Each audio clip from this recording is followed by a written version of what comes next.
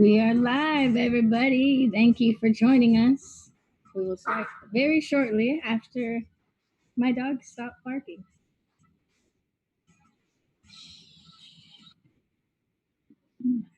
Go take a nap. Why don't you? Get out of here.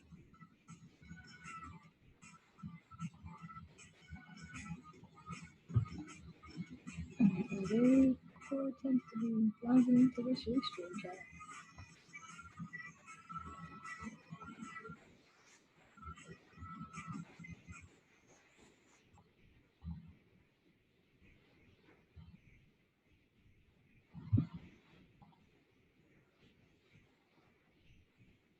Let's play another roller game song. Why don't we? This is the multi-ball. They all sound very similar, but all amazing.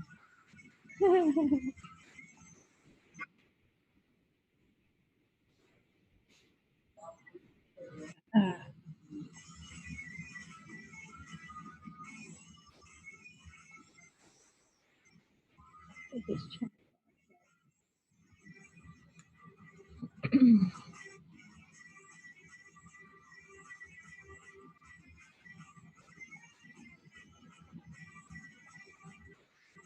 Oh, Crystal's in the chat. Welcome, Crystal. Thank you for joining us. Crystal's the best heckler. She's good at heckling.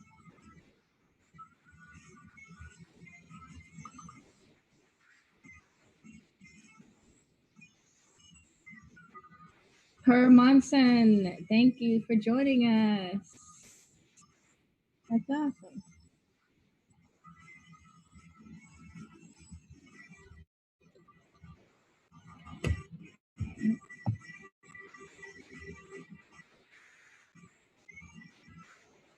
How you feeling, Kyle? You ready to put your face on the camera so everyone can see it?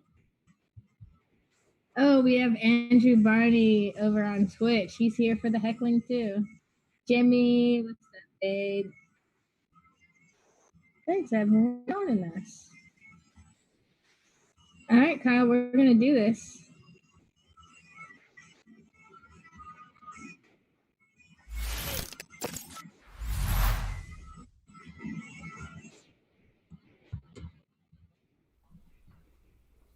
Okie dokie. Are we all loaded? Hello, Internet. Welcome to episode 5 of PinTech Live. We've been doing this for over a month now, Kyle. Congratulations to us. Jeez. It's always nerve-wracking. Every time we go live, we're like, are we going to do this tight. Right? Yeah. But so today we are going to do our Rockin Reassembly, and we called it part 1 because we probably won't finish today. So, you know, reassembling takes a while. But Kyle, why don't you tell where we are with that process? Yeah, sure. Let's take a look. So last week we spent some time finishing some of the last mechanical pieces that we needed to work on. We got the drop targets back together. Thank you, Mike. Where we're at now is I went ahead and I removed all of the really awful LEDs that were in the GI sockets. So awesome. What my goal was you're going to kind of start from the top and work our way down. We'll install LEDs, put the lane dividers back in, put new posts in where they belong, and we'll slowly start to work our way down. We're going to work ourselves into a bit of a corner because I am getting some pieces from the ramp and the diverter assembly remade. So we're going to be kind of waiting for those things to get the game all the way back together. Right. So as we're waiting, we're going to do some cleaning of the playfield using Novus products and, you know, cleaning that up, cleaning the plastics. And let's take a moment first to all admire Kyle's t-shirt because we got in the chat. Where did Kyle get his t-shirt from? And if I'm not mistaken, that looks like a solid free gold watch shirt. Yep, repping my hometown, the San Francisco Bay Area. Free Gold Watch makes some pretty cool stuff, and they also have like the coolest pinball arcade in San Francisco. One of them, probably the Absolutely. coolest. If you guys haven't checked out Free Gold Watch, they have this awesome. It's a print shop, but also an arcade. They run leagues there, and it's totally a total gem. Yeah, and very everyone cool there, shit, so super nice, super cool. It's a really chill environment. Go check it out. It's in right outside of the Haight-Ashbury area, so people going on hippie tourism, it's right there. Awesome. Welcome, Lori. Welcome back. Thanks for joining us. And Frank EB is giving Kyle a shout out. Go, Kyle. Much love from San Francisco. Hey, yeah. All right. So, Kyle, you're going to be cleaning? I see a rag in your hand. Yes, my super dirty rag. While we were setting up the stream, I put some wax on the upper bit of the playfield up here. I used just some, full Carnauba car wax. I don't like to go too crazy with wax, but I figure since it's clean and it's all apart, might as well give it a little bit of love. Just since, again, this game is super difficult to access this area when the gigantic ramp is on top, so... might as well clean it now. Yeah, so right now I'm kind of just in the buffing phase. I was going to try to get some of this done before we went live, but yeah, we'll do that. Mylar is really, really, really awesome to clean with Novus. If the Mylar is in good shape, it will polish up really nice. Don't do what I just did there, rubbing backwards over a micro switch with your cloth. You'll grab the actuator and rip it out. Oh no. Whoopsie. But yeah, so one thing that we're going to do, again, the playfield's pretty clean. I've kind of scrubbed it down a little bit. There are bits of dirt that are ingrained, and again, the area that has Mylar stops about right here. You can see how this turns like a little bit of a yellower shade of gray. Right. It's a lot of ball swirl. You can really see it on that scape right there. There are techniques to get that kind of stuff out. A lot of people like to use the Magic Eraser and Naptha method. I steer clear of a lot of that stuff. You have to really go with What's up?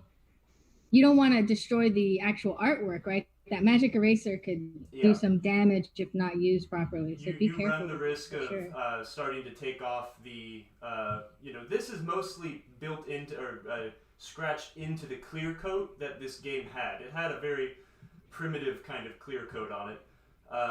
And when you're starting to run the Naptha and the Magic Eraser over it, you're slowly taking off that very thin layer of clear coat. And once you get through that, the silk screen isn't much ink, and you will start removing layers of ink really fast. We're not restoring this game. We're just going to make it play really awesome. So that is why I'm sticking with the Novus and wax method. If you are going to Novus or clean a playfield with Mylar, you do have to be careful on the border areas where the Mylar stops and the playfield begins. You can see here where the ramp was attached how there's some areas that are a little scummy and black. Ooh. You got to be careful around those areas because that, the adhesive is compromised in that area. If you're going to really roughly, push your rag up and over the Mylar right there, you do run the risk of compromising the adhesive even more and starting to pull it up. So again, be careful when you're cleaning these old Mylar playfields. Mylar is awesome. It does a great job. You just kind of got to help keep it on the playfield as much as you can. And I missed this part. I can use Novus 2 on Mylar and the actual wood playfield as well. So, right? Absolutely. Is that right? Again, a lot of people have a lot of different methods on how to do this. I really like Novus. It does a great job. It cleans really well, and then it leaves me a good surface to wax up, or, it's my favorite product. It does not have any sort of, petroleum distillates in it. It's slightly abrasive, so it gets the really hard dirt out, and it does a good job of cleaning these playfields, and still gentle enough to not damage them. Yeah, and don't eat it. That was a nice comment we got from no matter how good it on smells. Twitch. Don't lick the Novus. Don't lick the Playfield. Don't put your mouth anywhere near pinball parts. Yeah, I mean, last week we were talking about solder, right? Wash your hands as soon as you're done touching solder. It's probably a good idea to do when you're messing with any sort of cleaner, anything that it's not edible. Wash your hands. It's good for you. And if you have gloves, use them? Yeah, you can use gloves. I find that when I'm wearing gloves, I tend to drop bolts and screws a whole lot more. So I kind of like to go gloveless. That sounds like a personal problem, but if you don't want those chemicals affecting your hands over time, Absolutely. Put your gloves on. So this thing's pretty clean. The targets, the faces of some of these targets are a little gross. When I'm working with Novus, I always like to use a rag and get it really saturated and gross and grody. At this point, you've got a lot of Novus and a lot of, workable product on the rag. You don't have to keep applying. You let the Novus do the work for you, not pressure or, So, yeah. Oh, okay. So you're not putting a whole extreme a lot of pressure. No, definitely not. Not for those sorts of things. I would be like, but okay, let the Novus do the work. And, we do sell them in sets with the awesome orange cloth that Kyle uses for everything. And Kyle's tip, he gave me this tip last week, was you can buy a giant jug of Novus and then use the smaller containers to refill. So you're working with the smaller container. It's a little bit easier to squirt onto the rag. Yeah. But get the giant jug, because Novus 2 is your best friend for cleaning. When it comes to cleaning this stuff, absolutely. So if we're going to work on like these lane dividers here, these things are, 30 years old and brittle. If you are going to work on trying to clean these things, be gentle. They can be delicate. New ones are a bit sturdier. I'm going to reuse these because they're in good enough shape. So when you use these things, if you, put a finger back here to back them up and just give it a good scrub, and a lot of times you can get those ball contact marks off of these things. Pretty nice. Oh, we have Macho Pinball infiltrating over here. Whoa. In all caps, he says, "I can't clean my machines. I always apply too much pressure." Macho. Yeah, Macho, maybe you just need to hire a professional pinball technician to come over and clean your machines for you so you don't break them in half. You could run with the belt sander method too. Get that thing real clean. And then for everyone that doesn't realize, Kyle is being very sarcastic. Do not put a belt sander to your playfield or any of your pinball parts. I thought I was the expert here. What I say goes. Hey, I've been learning. This is episode 5. I'll be taking your job soon. You've gotten to the point where a belt sander is not a viable pinball tool. Okay, good. Step 1, baby complete. steps. Baby steps. All right, we've got these guys clean enough. Let's get the new posts, and we can start applying some of these things. Awesome. Yeah, and you can either spend the time to clean your posts, or you can just grab a bunch from our website. It's yeah, a lot of times the old posts are definitely cleanable. I really think it's definitely worth it to invest in new posts. They just make the game look that much better. Just the sheen on these things, they're just so much nicer than these old posts. So you can clean these things. Sometimes I'll use Windex and a toothbrush, but they don't cost much. Might as well. Awesome. And does this playfield have diamond plate? This was a question from Lucas Pepke. No, this Rollergames was the first game to experiment with diamond plate. This one does not. This was before they started experimenting, right? Well, I think I don't remember what game came after Rollergames. It was like only one or two. Maybe it was Funhouse. I'm not sure. But Diamond Plate kind of started with that WPC era, but they were starting with Diamond Plate around here for some production samples to see what their wear properties were like. Nice. Put some Kevin's opening a box of new legs right now from Marco Specialties. That's awesome, Kevin. Where did you get your legs from? From Marco Specialties. What legs did you get? And what games are you putting them on? While we watch Kyle do a lot of this tedious work, we'll engage in the chat a lot today. So yeah, this is like the least fun bit of the pinball work is like, yeah, you know. What? But it's tedious but rewarding. So one thing to note, a lot of times, especially on Williams games with these lane dividers up here, let me see if I can get a poker to point at things. Oh yeah, use your little magnet stick. Okay, we've got focus. You can see that some of these have a drilled out hole, and some of them have kind of just a wood screw hole. Yeah, there's generally two pieces of hardware that hold these in. You've got a T-nut underneath one and a wood screw underneath the other one. So, you know, if it's your first time, keep an eye out, pay attention to where you're trying to put hardware. Oh, right. You don't want to screw into the wrong place. And remember, take pictures. Yes. Imoto was giving me a bunch of crap because I said, I don't remember where any of this stuff goes. She said, well, you should have taken pictures. I know. Should have taken those pictures. Now he has to rewatch all of our episodes so he can figure out where all his plastics go. Or everyone in the chat, we can help him. Right? Teamwork. Hey, man, if I was doing this in the shop, you know, we would have been done with this, like, days ago.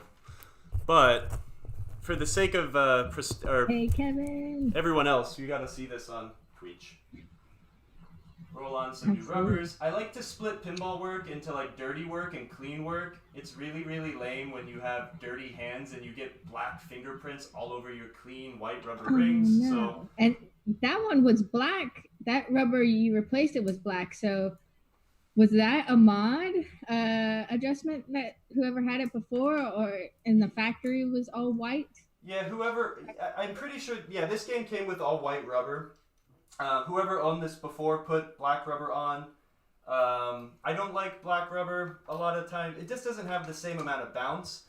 The plus sides to black rubber is it lasts a long time. It's really, really strong compared to the white rubber. It just has better wear properties. It just doesn't have as much bounce.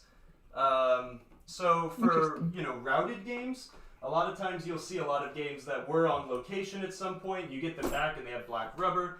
It's just, you don't want to have to go out and change a rubber ring every time, when you break a slingshot ring or something like that. Yeah, and black, you don't see all the dirt and grime building up either, so that's kind of nice. But black rubber also tends to be a bit dirtier. You end up seeing, it makes a little bit more dust in my experience, so I like the way white rubber plays a little bit more, so I tend to use the white rubber. Oh, this is awesome. Look in this comment from Daryl Decker on Facebook. Kyle, he says, thanks for doing this pin tech content. I only own one pinball machine so far. Congratulations on that machine. And it just happens to be a Rollergames. How fitting for him to join us on this Pin Tech Live. He says, it's been super interesting learning all of the in-depth details about my machine. Kyle does such an amazing job explaining everything and makes me feel like I can tackle some of the maintenance myself. It's not as scary as I thought. Oh, yay. My heart, Daryl. That's like exactly what we want. Thank you for You've totally validated like the months worth of work we've been doing on this. So thank you. That's awesome. Don't be scared. Doing pinball work, it really is all just about the confidence to go in there and feel like if you break something, you can repair it. So awesome. And Daryl, isn't Rollergames such an awesome game? Talk about a perfect first game to start with. Heck yeah. It's just so much fun to play. Yeah, it's got everything. It's got goofiness, it's got good action, it's got great music. It's all around amazing. So far, everyone in the chat has been agreeing with you about the black rubbers. It doesn't seem to be a very popular rubber color. No, but, it does make sense. I make decisions when I'm putting games back together, whether it's going to be a game I keep on location or if it's going to be a game I, might just maybe have at home. I don't usually keep many games at home. But again, I don't want to have to go out and replace a Slingshot rubber at 9 o'clock and the game stops making money. So sometimes, maybe you'll put a black rubber in the back of the game where it's difficult to reach, where if one of these things breaks or one of these things breaks, that kind of makes sense. But I just like the play of white rubber. And that's just what Net Reamer said, the same thing too. Black rubber lasts longer, and installing the black rubber in difficult to reach spots is a good trade-off to consider. Yeah, the other option too is I do like using the super bands that we sell at MACHO in certain applications as well. I really like. I mean, they don't break. They are difficult to get on, but they do not break. They are really amazing for games that you really want to not have to touch. They play very similar to rubber. Super band colors. What about red rubbers? We had a question. Yeah, are they bouncy? Yeah, the super bands are formulated very similar to white rubber. They have really similar properties. They're great. I would recommend them. I just put purple rubbers on my Total Nuclear Annihilation, and that was a great choice. It's fun to experiment with that kind of stuff. But since this is a game I'm likely going to keep at home, it might go out on location. I'm going to stick with the stock stuff. Oh, I still haven't figured out my green screen. Anything that comes up transparent on that top right screen where I'm showing you all the products, it's supposed to be green. I'm sorry. I'm still a noob, still trying to figure it out. But you get the point. Right here, check it out on the website. I had a post ready to go, and we were going to stick the screw through here and screw it down. And then I noticed, oh wait, there's a big gap right here.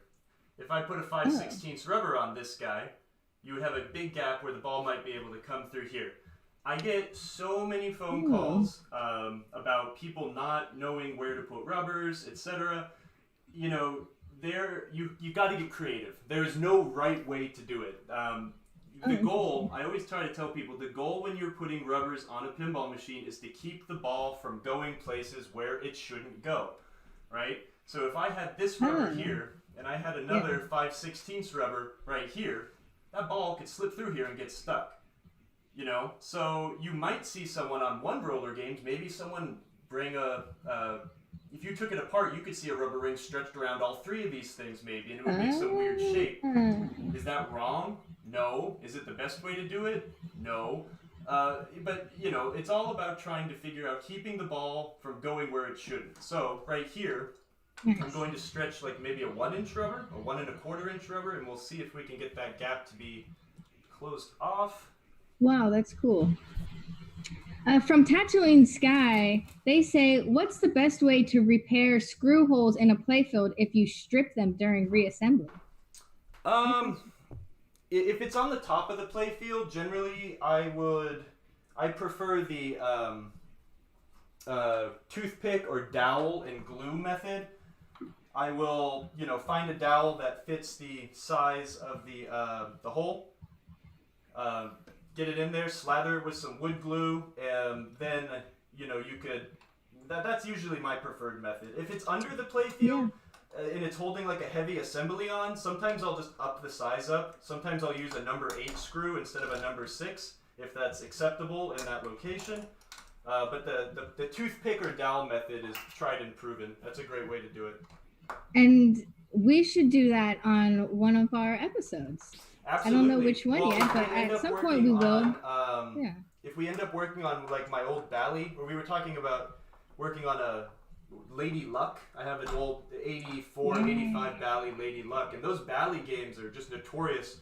They cheaped out and didn't use a lot of T-nuts, so a lot of the posts were held in with wood screws, and they just got really loose. So if we worked on an old Bally game, we would absolutely have the time to do that. Ooh, we should try to do it with chopsticks. Kevin Moore on Facebook gives an awesome thing. Use bamboo.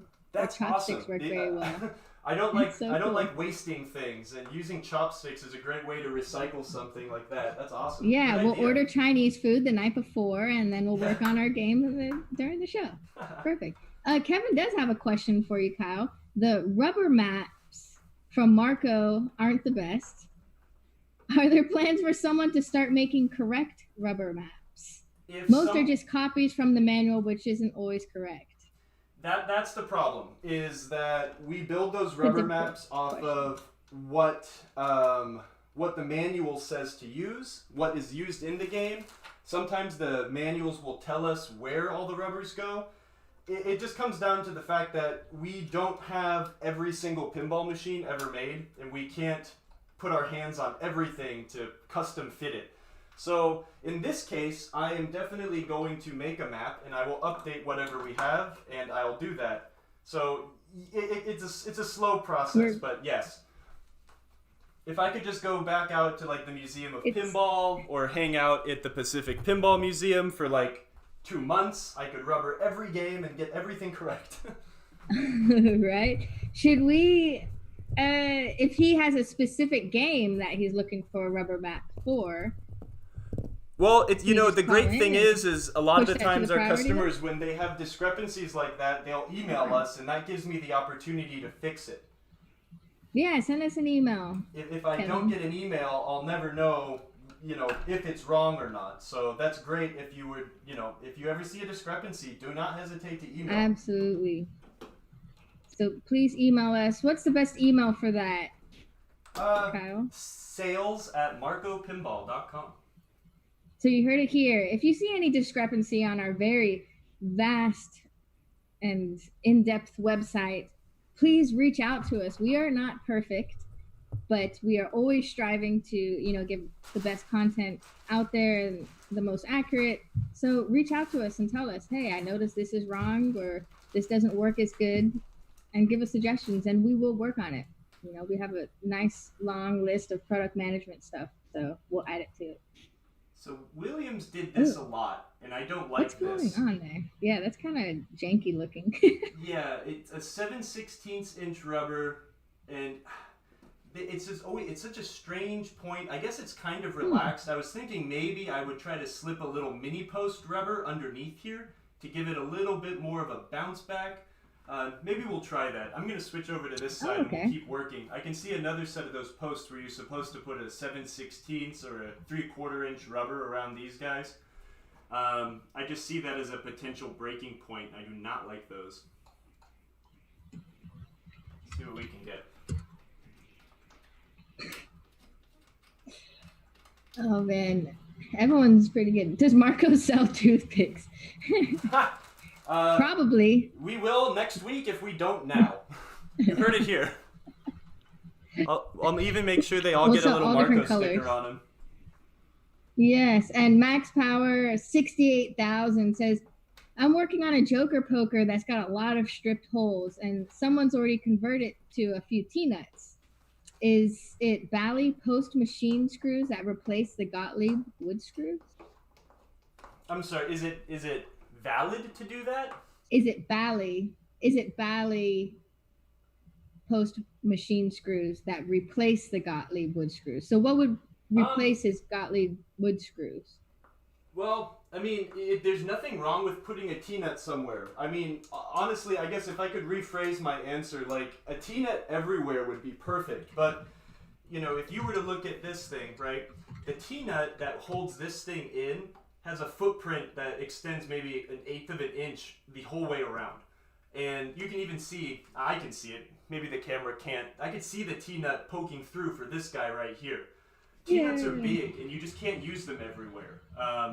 When I said Bally cheaped out, Bally used wood screws because they were kind of on a budget in that era. But, if something is close to the flippers, or if something is constantly getting pummeled by the ball, you definitely want it to be held in with a T-nut. It's just, they will get loose. One of the most important things of pinball repair, or what people call shopping a game, absolutely has to be retightening things. Things get loose, and when they get really loose, they strip out, break, and then you have real problems. So my mentor always said, always be tightening everything. You have to tighten everything, and he's not wrong. Keep it tight. How often do you go in and retighten everything on your game? Well, in a perfect world, you would do it when you're shopping the game out, like, what we're doing here. you know, it's not something like, people ask that a lot too. It's like, what kind of maintenance does a pinball machine have? It's like, well, you know, it's not like a car where you need to get maintenance done every X amount of miles or whatnot.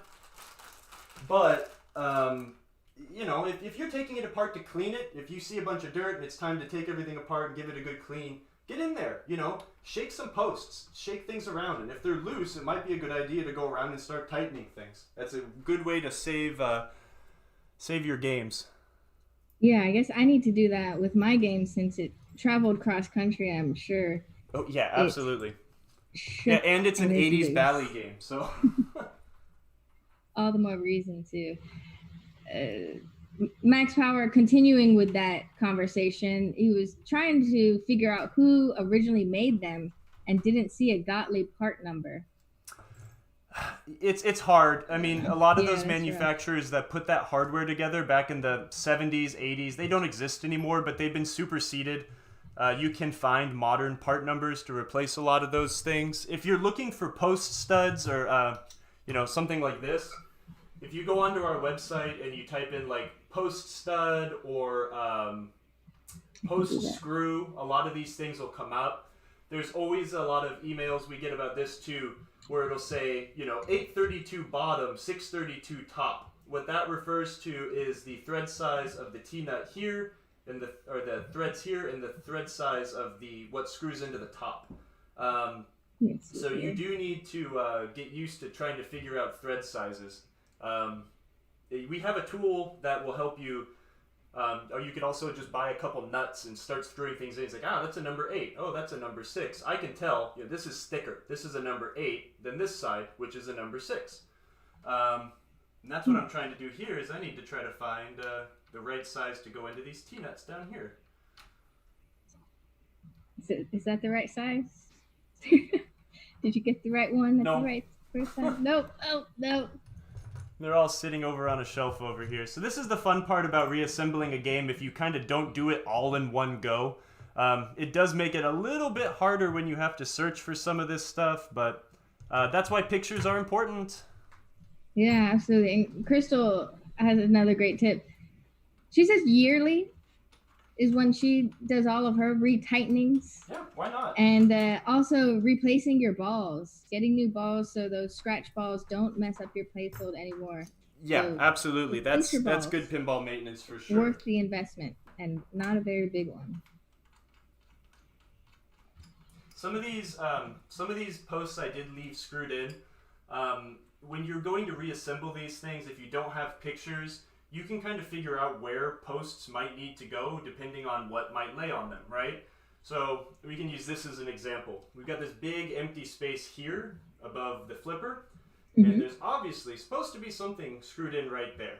And you know, it definitely looks like a wood screw, so we kind of know, well, there's our hardware. But, you know, what kind of topper? Does it just need a screw? Does it need a post stud? I can get the plastic that goes there. And by using that plastic, if you've forgotten what might go there, put it in place and you can see, we totally need a post stud right in that spot. That's one thing you can do if you do get stuck, is lightly reassemble the game and figure out where things go. Especially if you didn't take pictures. Especially if you didn't take pictures. You know, when we go to reassemble the slingshots, the post studs that are going to go here will definitely be different than the post studs that go here. The one here is going to be extra long, so it can support the ramp that needs to sit on top of the slingshot. Right? So again, when you're starting to put things back in, that is a good way to start testing and checking where things go. Very cool. We'll put some Lucas replaces his balls every 6 months. He plays a lot. I mean, on location, you know, every time I'd go collect the money out of the coin box, or every time I'd be called to a location to check out a complaint or something like that, I'd always just check the balls out, right? It's like, you know, I want to make sure that I'm not destroying the game when people are playing it using sandpaper balls. So... yeah, it's not good. There we go. So let's see here. We got a mini post rubber here and a 5/16 here at the ramp entrance. Let me get those. Yeah, that's a good point.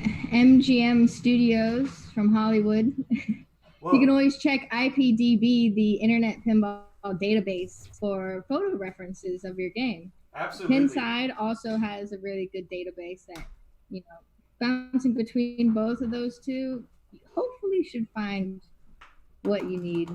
I do that on a daily basis at work.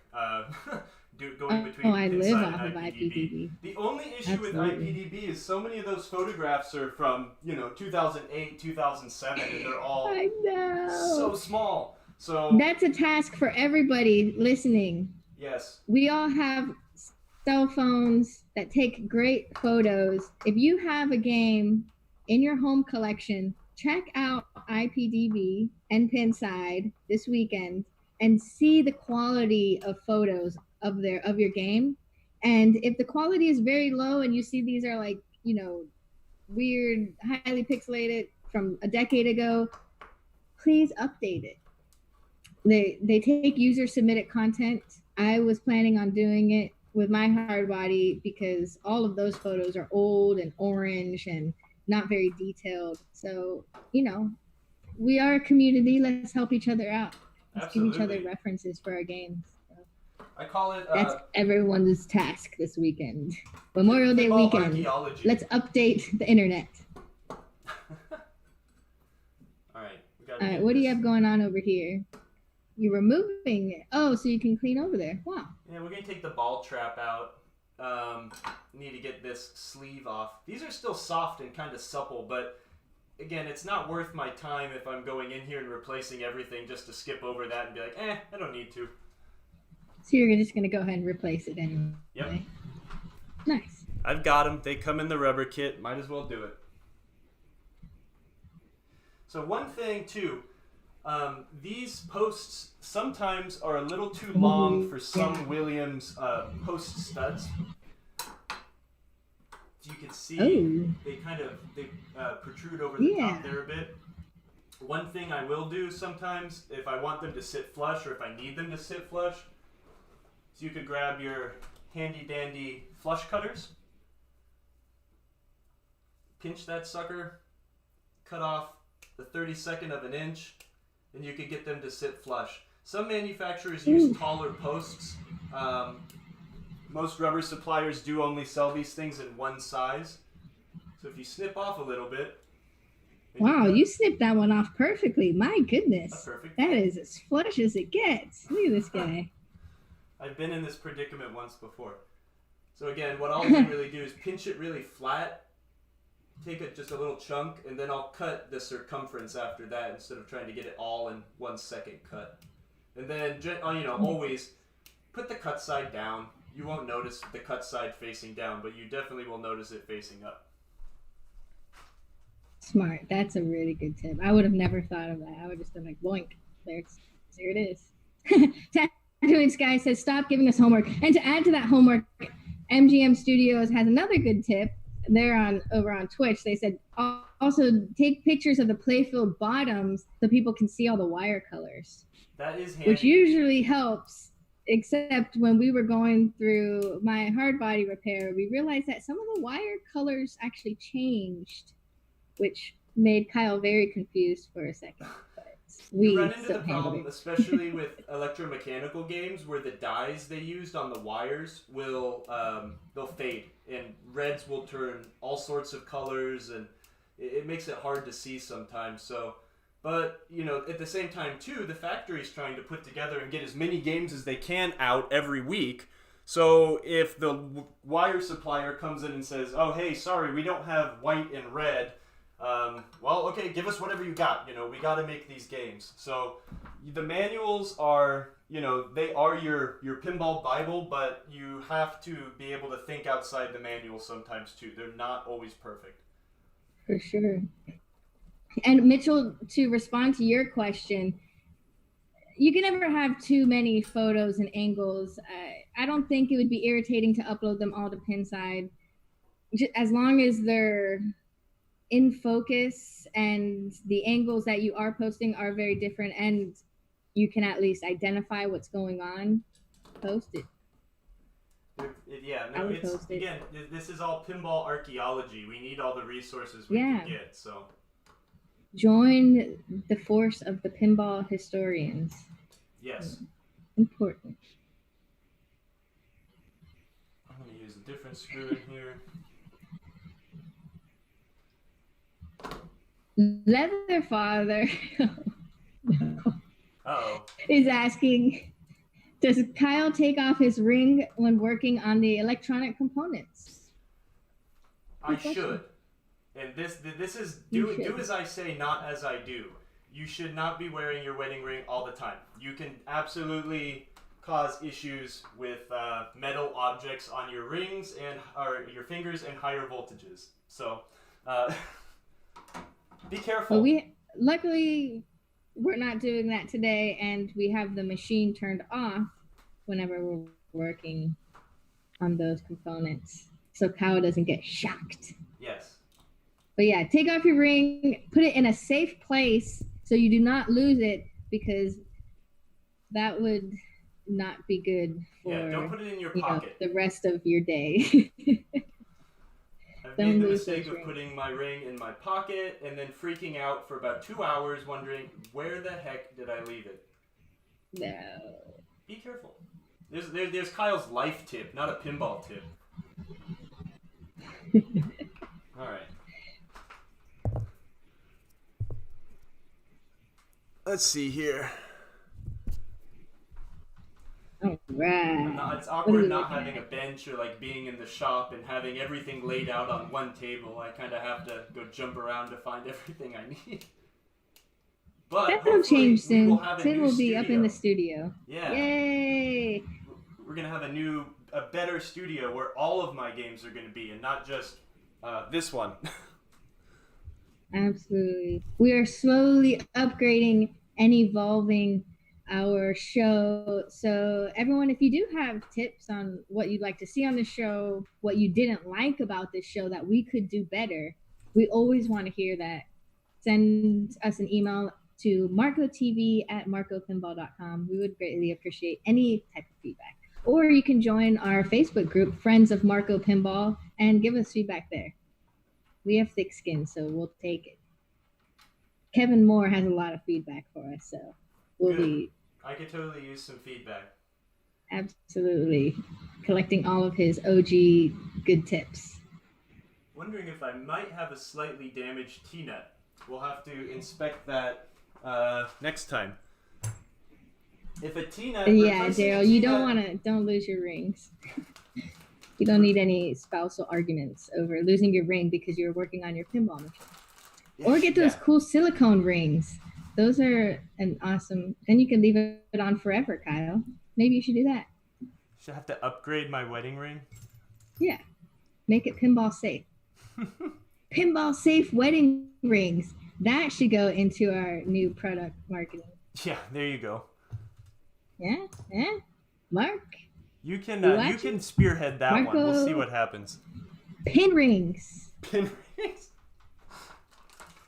Yeah, and then if you need a 5/16 ring or something, you slip it off, put it there, bam, your game's back in service. Okay, now we're getting somewhere. All right, what's next in your process? We're rubbering. Yeah, again, cleaning. We're slowly working downwards. It's all part of it. This is the part where all of your hard work and effort that you're putting into this will be amplified on the back end when you get all these things correct and don't have to take the game apart again after you've done all this work. Ask me how I know. I think I've taken apart dog soccer or World Cup soccer more times than any other pinball game ever. Because, man, that thing is a pain in the butt to put together. Yes, Mitchell, we definitely need to work on our audio. I agree as well. We should get some wireless packs and add it to the budget. That would be nice. Hopefully and we also plan on getting better cameras. Yes. Higher quality cameras with better autofocus and better macro focus. And ideally, we'll get some camera operators so Kyle doesn't have to do everything at once. I'm just sitting over here 5 states away just praying it all works. You're going to pamper me too much. Yeah, and then we need to get an assistant that just hands Kyle water bottles. Or turns the air conditioning on when it gets really hot here in South Carolina. Absolutely. Air conditioning would be good, and if we had wireless lavs, that would help out a lot. All right, back to pinball. Back to pinball. Okay, so another thing. What are you doing? I get questions about these a lot too. Got these long holes with 3 spots. Where do I put my post? This is important for operators, right? You know, they want to make sure that you're getting a ball time of only X amount of, you know, a 3-minute game, and every ball should be between 1 minute and 3 minutes long. You know, again, just because it was one way when you bought the game doesn't mean it has to be that way. It's your game. Do what you want with it. Personally, I like my games to be hard because I'm going to play them a bunch. They're in my house. They're at a location, at the bar that I like to go to. I like to set these things out. Make it tough. Make it a challenge. When you bring these things in, this will close the gap between the top post of the Slingshot and here. So you'll end up closing that out lane. Can you tilt your camera down a little bit? Yeah, I'm sorry. It'll close out the out lane a lot, right? So if this thing was moved down here, you'd only have about that much space for the ball to drain. Up here, you've got a lot of space, and it adds challenge. Right. And a lot of the tournaments, too, if you ever go to an actual pinball tournament, they do modify the games to make them more hard, more difficult, and have less ball time. So the tournaments can keep moving. Yeah, well, especially in tournaments, I mean, sometimes they'll remove these or take the rubbers off of them. Sometimes they're dirty. We'll take the so mean. We'll remove the center post rubber altogether, so you can't rely on a reliable bounce. So let's see here. Let's put a Slingshot together. So like I said, I know that I need one of these extra long post studs here compared to one of these short ones, because the ramp is going to go here. You see the difference here. Right. And yes, Mitchell, we are going to always be doing PinTech Live on Thursdays is our goal, long term. And eventually when we do get into our studio, Crystal will be physically joining Kyle on all of these shows. So that'll be a really awesome aspect in collaboration. Yes. Crystal is a great heckler, and she always asks the right questions. So I appreciate that. One thing I like to do, like I said, you know, a little investment goes a long way. One thing, replacing posts. Another thing, clean the slingshot switches, and clean the slingshot heads as best as you can. How do we clean those? I like to use Novus. Novus really works for everything. I'm not kidding. I use it to clean the entire game, and it's a wonderful one-stop product. So Novus still on the metal as well? Oh, totally. Yeah, Novus does a great job on metal. Again, it's slightly abrasive, so it's going to do a good job of cleaning all sorts of surfaces. It's so the abrasiveness is so low. That's why it's a plastic polish, right? If you were going to use some chrome polish or something like that, you would destroy the plastic, you know, within no time. But it works great on metal. I use it on cabinets sometimes if you need to clean off some gunk on a cabinet or something like that. It's again, you know, your mileage may vary. Try it in a small spot and see if it works for you. But it's great stuff. That's awesome. When you're tightening these posts down, don't over tighten them, especially if you're using old posts. Old brittle Williams posts like to crack and get destroyed down here at the bottom. Down here you do have a lot of contact, you know, especially if you're doing like a post pass or something like that. These things get beat with the balls, and you'll notice that the lower ones get cracked a lot. So if you're on a budget, or if you need to get a game working and you have a busted post, sometimes you could swap, you know, this busted post with maybe this one here that doesn't do anything. Sometimes you could think outside the box like that. It's helpful. Nice. These things tighten down. We've got one Slingshot. let's see here. So it comes together pretty quick when you start putting these things on. Again, the complexity in this game does end up being everything that stacks on top of each other to make all of the ramps and the crazy, up kicker posts and stuff like that. But yeah, no, it's actually, it looks more and more like a pinball game every time you put a part on it, and that's exciting.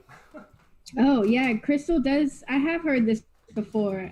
I've heard several people tell me this. But shouldn't you clean the switch contacts with something more like a business card or a file? That was one of Mark's pin tips, actually, from back in his old newsletters, to use a business card. You don't want to use something super abrasive if you are cleaning a plated switch. So sometimes you'll have switches that are plated with gold or something. You don't want to use a big heavy file. A business card will take off a lot of the gunk that might live in between here, the two contacts for this switch. Sometimes I'll use a Affleck Stone on these and not a metal file. Generally, I'll save my metal files only for filing down end of stroke switches on games that do not use solid state flippers. Games that use solid state flippers generally have like a gold coated contact or something like that, and you do not want to ruin the surface on there. Metal files remove things. You have to remember that. So. And is there a particular way, like, I would need to file it? Like, do I go back and forth, or like just one stroke direction? It depends on how dirty it is. I'm getting some tools right now to show. Right, like here's a basic contact point file. They're small. They're very skinny. They're not super abrasive, but again, this will take off a fine gold coating or something like that really quick. This is what's called a Affleck Stone or a Plast Stone. Right. These guys are flexible. They are just slightly abrasive. And if you were wanting to clean something like that, let me see if I could get an angle of this. What I'll do in this situation, I'll use this one. Actually, I'll use these ones. Sorry. I like to get in here, and we have those files. We have the Plast Stones. Plast Stones are showing up out of stock, but we are getting them in. Yes, we'll have some more next week, and you should buy them up because they're amazing. They go really fast. The part number is 77-plast, right? Hey, yes, it is. Good job. So I like to stick these things inside, pinch the switch contacts together, and then just pull up. And that will take off a lot of dirty nastiness. I'll do it on all of these switches, and I'll see if we can build up like a black streak or something like that. These are pretty clean. Just pull up. Wow. It doesn't take much. Again, when you're using a metal file, that is because you're trying to flatten the surface of like a contact break end of stroke switch, for example. Those things will arc and start changing the shape of the switch, and sometimes you might need to file them flat or remove pits and divots in the switch. So generally start with a Plast Stone. If that is not getting you your desired result, switch to something a little heavier artillery.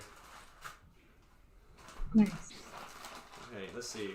Going through all of my bags of LEDs here. Let's see if we can get these guys together. You might have noticed some of this game has like holes all over the place. There's what's going on there? There's another one there. Those are a lot of the holes. Termites? What's up? Then what do you have? Termites? Termites, yeah. The guy who owned this thing and decided to put a bunch of aftermarket lighting drilled all sorts of holes in the playfield to get his lights through. Oh, yeah. You mentioned that, but you said there was some areas where you actually liked it.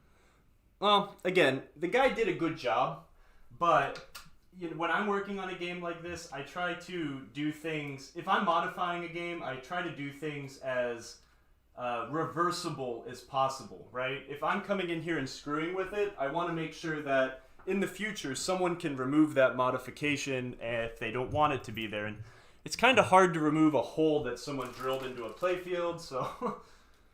Oh, Ted has a good question about cleaning those switches, and it's funny because my dad asked me the same question last night. Can you use alcohol and a Q-tip for those? I wouldn't. The Q-tip's going to leave residue. I always tell people, you know, the best bit of pinball advice is just to never use liquid anything. It's better just to use some slight abrasiveness. And again, you know, like Mark's pin tip, you know, a business card does wonders. A business card is just abrasive enough to take off that layer of grime that's going to keep that switch from reporting correctly. So nice. But you did say you used Novus on it, on the outside of it. Yeah, right. I'll use Novus again to clean up the dirt and the grime that's built up on the outside of the switches. But not in between. But not in between, yeah. Gotcha. All right. Just because it's oh so satisfying, we can put a rubber ring around the slingshots because it's amazing. It's probably a 2.5. My tip when I put these things on, you'll notice rubbers, they have an equator. Is that showing up on the camera at all? You're talking about the line that goes around. There's a line that goes around. Really, but yeah, so there's like a nice little line around. There is. There's an equator to all these rubber rings. And most rubber rings also have a side that has a manufacturer's stamp and the size. Oh. So when in doubt, you know, our rubber kits do come with a nice chart that lets you measure them up. But if you've got good enough eyes, you can kind of see that says 2.5 inches. When I install these rubber rings, I install all that stuff facing down. You don't need to see that. And the goal is always to keep this equator as flat as possible. If you have a twist in your rubber ring, it can cause it to fall off. So when I like to stretch these wider rings around, I always try to make sure that the equator matches the rubber when you put it on, and it's not, you know, contorted. That can cause them to do goofy things. When you do replace slingshot rubbers, generally you do need to go in and adjust the switches for the slingshots again. Remember, the old rubber that you took off of this game is likely 10, 20 years old. Who knows?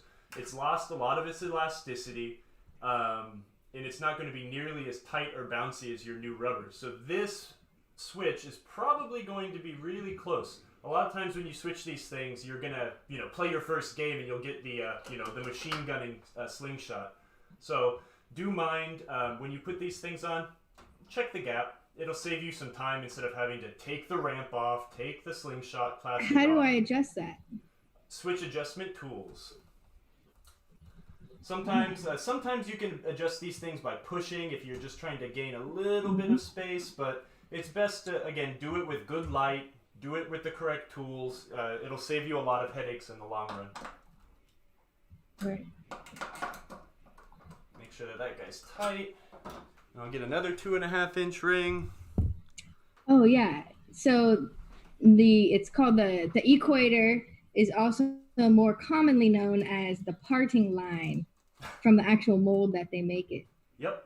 Yeah, the equator is formed because when they put these things together, they, you know, it's like two big metal sandwiches and the rubber's in the middle. So this is where the two sides of the mold kind of sit together. Who gave that great tip? That was MGM Studio on Twitch. They're on fire today. That's amazing. Thank you. I like that. Thank you for helping us. Spreading the knowledge. Okay, I put this guy on, and you can see, I can see, that this is very, very close. This one's okay. It's still close, but this one's very close. When these things are adjusted too close, unlike a pop bumper, which you want to be close enough to have tight action, but not enough for the other bumper to activate it, these things, if they are too close, you'll get a slingshot action, and when it breaks, the rubber will rebound this back to close the switch, and then it'll go again, and it will go forever. And that's how you get the machine gunning kicker. So that is where you want to be careful with your switch adjustment. So let me grab a tool, and we can try to get that out roughly. Yeah, show us how, because I'm still not grasping it fully. I have to go under the playfield, or can I do the switch adjustment through that little hole? You should do it from under the playfield, but you can do it from above the playfield roughly. So what I'm going to do here, I don't have the best light. Let me see if I could rotate this light around a little.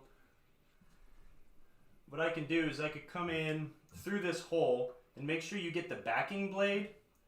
And you could kind of get it just a little bit and tweak it. But make sure you're not tweaking it in this motion. You don't want to adjust the switch like this. You want both blades of the switch to stay parallel. If you make it all cattywampus, who knows what's going to happen. So again, this is why you should do it from underneath, but sometimes you can get just enough leverage to get those things separated. In this case, these ones do not want to move. So I will be doing this from underneath. Can we see that? Yeah, that might be the last thing that we do on the episode today, because we're an hour in, and really? You know what that means. Yeah, today went by so fast. We had lots of awesome interaction with the chat, but I definitely want to see how you would adjust the switch. Kevin, again, with his great tips, make sure the power is off. Always. Because if you adjust a switch with a tool and short the higher voltage bulb or anything, you might mess up that board. That would not be good. You'll be jumping in there and changing out a ULN 3080 or whatever that chip is called? I don't remember. Yeah, and let's just go a step further and not just have the game turned off, but also unplugged, because who knows? Dog or baby runs up and under there and flicks a switch and everything goes. A kitty cat? I think that's how it happens. Yeah. Their tail flicks the switch. A strong tail, but you never know. Final Destination proved that freaky things can happen. All right, let's let Kyle get his camera all adjusted. Yeah, got it. I apologize for your queasiness as he finds this, but so we've got it's part of our upgrading. Slingshot assembly here. Oh, okay, so that's the switch? Yep, the coil energizes and it pulls its plunger down, which kicks that 90-degree arm up and over. And that's what kicks the ball. Now, we can figure out the orientation of everything, right? This is the front blade of the switch here. These are the back blades facing the right side of the playfield. So what we can do now is we could come in here with this tool and we could bend the base a little bit. Now remember, since we're bending the base of the switch down here and not just kind of messing with it at the top, a little bend down here is going to translate to a lot up there. So these are fine adjustments. Nice. This one's kind of harder to get to. This is why switch adjustment tools come in so many shapes. If I had my 45-degree one, it would be so much easier to sneak in behind here, but I'll make do. Right. Yeah, it's nice having all the different sizes. Another pro tip, you don't oil anything in a pinball game, but that's important. Where this thing meets, where this kicker arm meets with its pivot point on the playfield, little oil there goes a long way. That's one of the only places you oil on a game. There, right there for the ball serve arm. A lot of times those things are kind of seized up, but those are good places to oil. Now let's see what we got. Nice, yeah. I would be scared to put anything on there, but that's good to know. What is your name? Oh, humor goes a long way. Because he's a noob when it comes to pinball, but the mechanics are sure intricate and, to say the least, quite fascinating. So thanks for the tutorial. Thanks for hanging out. The inside of a pinball machine is still the most fascinating thing ever to me. So now we've got a good gap here. It's a big gap, so we're going to need to close that gap, but we will probably do the final adjustments on that when we have most of the game back together, or when we get to a point when we know it's safe to turn on. Because what we're gonna want to do, again, before we finish everything up, is we're gonna kind of dry shoot the game. Once I have all the posts on, all the rubbers on, we'll start a game, throw a ball on, and we'll just make sure all of these guides are tight. It's another important thing when you're doing this kind of a teardown is tighten up these ball guides. Make sure they're in the right spot. Is when you're coming out the left side of the orbit, is the ball going straight down the center? Well, you can adjust them, move them in a little bit, bend them a little bit to get the right shape. So when we're ready to do that dry run, we will test these slingshots to make sure we've got a good gap before we put everything back on top of them. We have some spam coming into our chat. What type of one? No, Kyle is not saying to grease everything. No. Oh gosh, do not interpret that. Kevin, you're trolling us over here. Do not grease everything. Mostly stay away from grease. But if you were going to oil those very specific joints that Kyle pointed out earlier, what type of oil do you recommend? Should we really? The oil that I use it's a spot oiler. A zoom spout oiler. They're super handy. They come with this long tube, so you can get into goofy spots, and it works well. Just when I run out of this stuff, generally just like a really lightweight motor oil will do a good job. And you are using and MGM Studio said, or white lithium grease? No grease. No grease ever. Actually, that's not true. I do use grease sometimes. I use this CV joint grease on some applications. The only time you're going to ever use this, though, I mostly use this for electromechanical stuff. When I am rebuilding a stepper and I need to lube the inside once I clean all the old grease off, just a teeny little dollop on my finger around the shaft will do wonders. But I do not use lubricants unless you know what you're doing. Yes, that is a very advanced techniques to use the lube. So if you are unsure, stay away. If you're having problems with your slingshots, just a little teeny dollop right here of on a spot oiler will do wonders. Where are you pointing? Oh, can you readjust the camera for that? Okay. So only if you're having problems with it, it's just... The Williams manual does say... Just a minute. To use oil sparingly in those locations only. Read your manual. It's like on the first couple pages. But you know, again, do it with caution. Do it if you're only comfortable doing it. Let's see here. I can actually probably find it in the manual. Oh, Tater Salad said they used lithium grease on spinners before they discovered super lube. Yeah, super lube is great for spinners. That's actually that's a great tip. The lithium grease just gets dirty. Okay, I can't find it in here, but I promise I'll show next time. Where it says to use just a little lube grease. Everyone says don't lube it. Well, see, that's the thing. It's a difficult concept. I have my ways of doing things, and it's always worked out well for me. And everyone's got different ways of doing things, and that's what makes it fun. Absolutely. Cool. Well, that's pretty much it for the show today. We're going to continue on reassembling this. And like Kyle said, we're going to do little ball tests next week. Yeah, we'll probably be able to flip the game a little bit and just figure out if all of the lane guides are in the right spot and we don't need to adjust anything before we get to the final reassembly, which we might have to put off a little bit due to us rebuilding the ramp. So yeah.